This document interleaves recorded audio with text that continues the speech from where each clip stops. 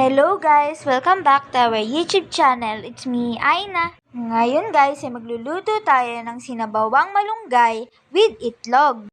Una ay ginisa muna natin ang bawang. Pagkatapos ay sinunod na rin natin ang sibuyas.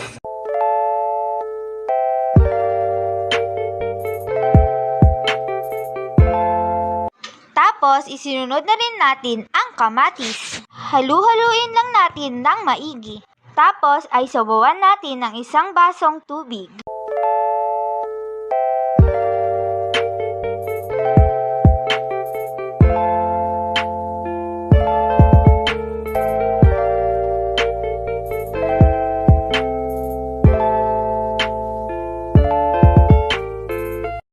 Pagkakulo ay ilalagay na rin natin ang paminta at betchin.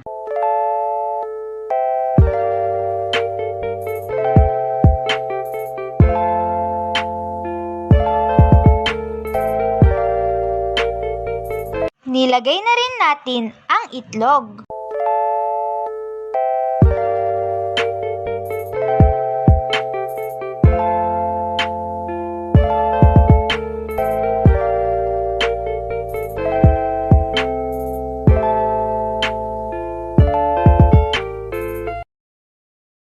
Kapag kumukulo na, ay isunod na rin natin ang mga malunggay.